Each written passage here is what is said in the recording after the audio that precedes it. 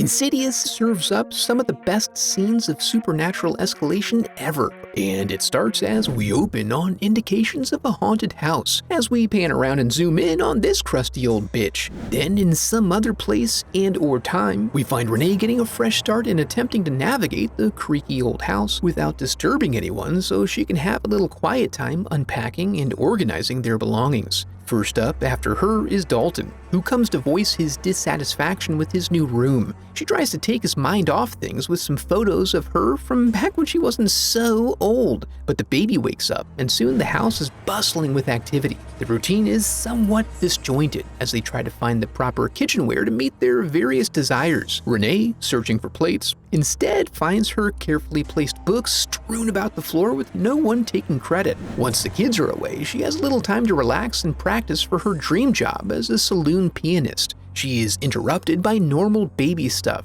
and after getting her calmed, is drawn toward the attic by a strange noise. After a brief investigation, she chalks it up to the normal functioning of an old furnace. Later that night, Daddy arrives home to reap the rewards of fatherhood without putting in any of the work. While everyone is distracted downstairs by all the belongings they are unable to locate, a self-opening door upstairs attracts Dalton's attention. He ventures up toward the attic with an explorer's curiosity. Of course, we don't need to keep it entirely primitive, so he attempts to hit the light. He can't quite reach, so he keeps going up until he hits the broken rung from earlier and falls back. Now, he might be minorly concussed, but it really seems like he's not alone. Josh and Renee respond quickly to his screams and find him with only minor scrapes and bruises.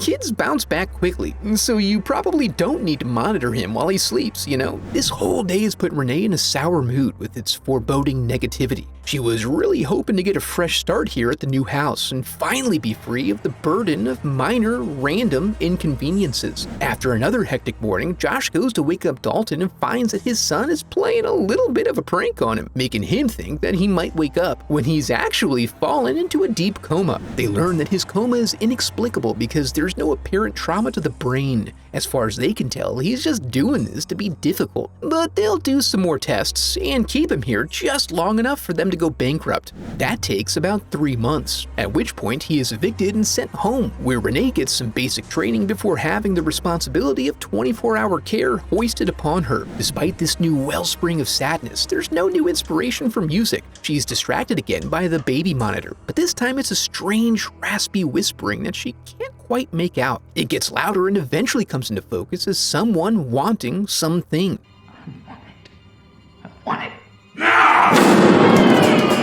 And is accompanied by the sounds of a distressed baby, but she doesn't find anything. When cleaning up later, Renee sees that Foster won an award at school, but he's keeping things close to the chest, so he doesn't create any burden by further splitting their attention. But if she's wanting to reward him, he sure would like to change rooms. He finds it very disturbing when Dalton goes walking around at night. That is so stupid, she thinks of him. But then we cut to nighttime, and no sooner does his door close than the floorboards start creaking. In the adult room, Renee mentions the strange monitor noise from earlier, which Josh attributes to interference. Speaking of strange noises though, there is an odd knocking at a door somewhere. It doesn't seem to be coming from the front door, best he can tell. When Renee goes to check on the baby, there is the appearance of a man in the room. And with that distraction, the alarm begins to go off and the front door is now found to be wide open. The family groups up and huddles in Dalton's room while Josh gets himself psyched up to fire poke a bitch, if necessary. However, as he turns on the lights and clears the house, it appears the potential threat has abated. The next day, we see Josh at work making up excuses for staying late because that's his coping mechanism for stressful situations. Meanwhile, Dalton is still not responding to tests, and it's starting to feel like the doctors have given up since they don't have any answers. When Renee goes to change his bedsheets, she finds that something's been getting at him, or someone.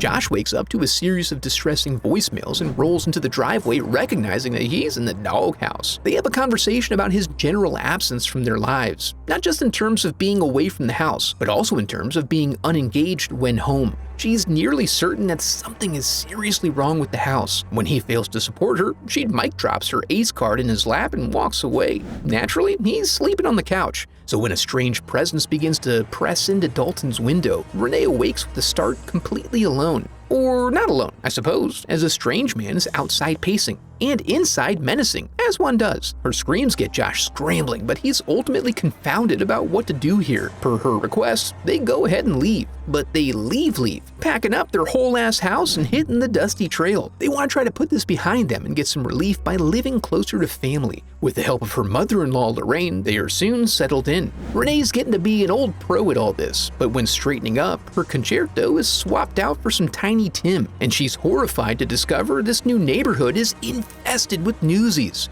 The little tricky bastard looking to steal some nickels, no doubt. She silently pursues him through the house, never addressing him directly, and eventually corners him in a wardrobe. Despite his light and jovial spirit, she is deeply unsettled, and Josh is deeply unsettled to come home and find a surprise priest visiting. It's first line of a joke, right? Renee sought a consultation so she'd have the right terms to explain what's going on here. It seems the apparition followed them to their new home. His mommy's here because she had a foreboding dream about this house, which is why she knows Renee's telling the truth. Dalton is in danger from some sort of dark entity with a red face, like that one there.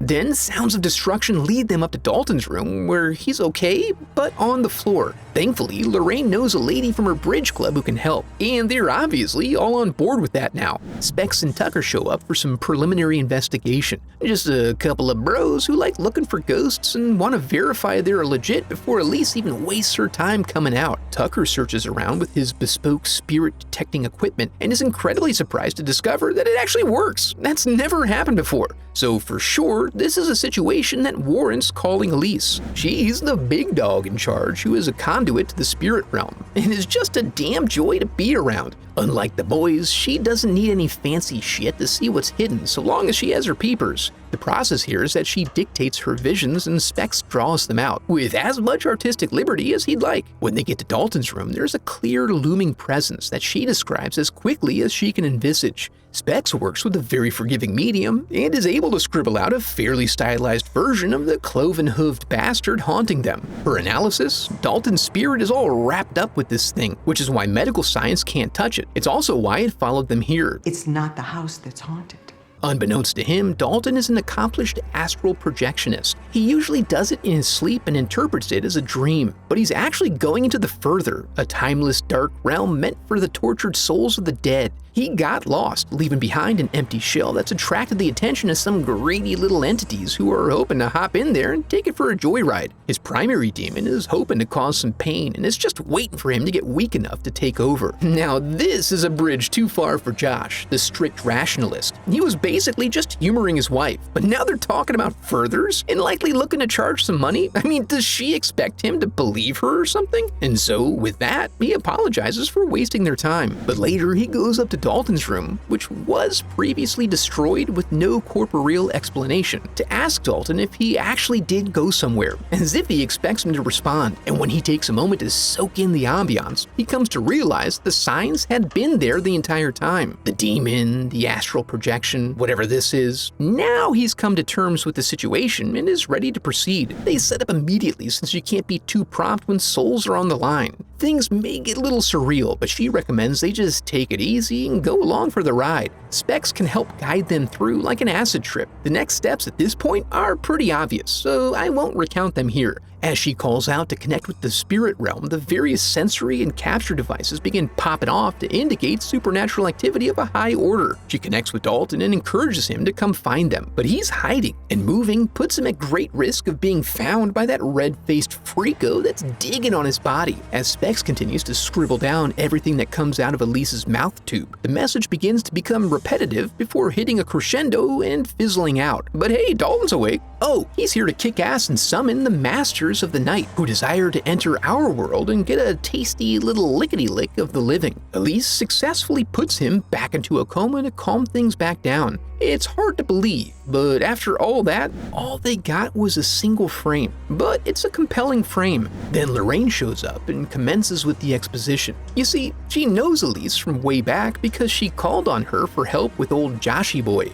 Dalton, it turns out, comes by his abilities through birthright. When Josh was younger, he had a nocturnal visitor who was into photobombing back when you wouldn't even know until after your film was developed, which is truly evil. She kept inching closer and closer, and they kept her away by suppressing his memories of astral projection. But despite a lifetime of suppression, now, when the stakes are the absolute highest, he must project himself into the further and bring back his son. Best practices say to play it cool, so the others don't know he's a flesh boy who's left behind a vessel. Then she fully hypnotizes his whole ass into infinity, and it happens just like that. He glides on out and finds himself engulfed in darkness, but his boyhood persona guides him to his destination. He's soon walking among the specters, and despite needing to keep a low pro, he insists on talking to everyone he finds to ask for help and directions. He demands answers, as if the undead don't already have enough to do with reenacting their deaths and haunting and whatnot. He eventually finds the red door and comes across zombie Gene Simmons again. Once he pushes him away with his mind powers, he's free to roam as he pleases. He follows the pictures until he finally finds Dalton, and through the power of positive thinking, breaks his bonds. But that little lizardy goat boy sees them, and they engage in a battle for spiritual supremacy. Josh allows himself to get beat up just enough to escape,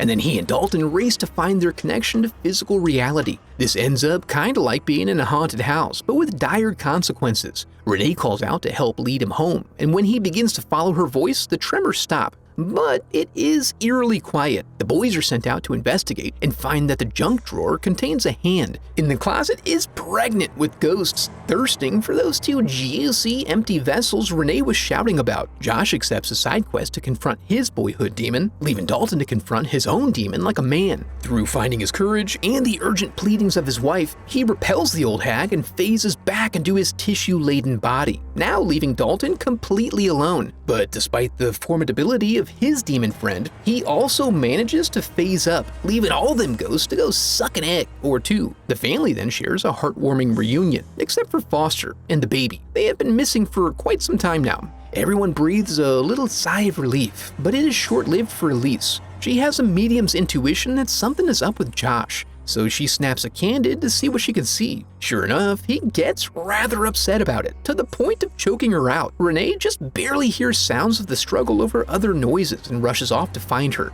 Too late. She is fully dead. Through flashback, we see Renee discover, as Elise did, that Josh was unable to overpower a sickly old woman, and then someone gets Renee's attention. I'm guessing that was Foster. If that wasn't too much for you, be sure to check out this video next. Now that we're here, I want to congratulate you for making it to the end of the video and affirm that you are a very special person because of it. And if you enjoyed the video, I would love for you to become a part of the channel by subscribing. Thanks for watching.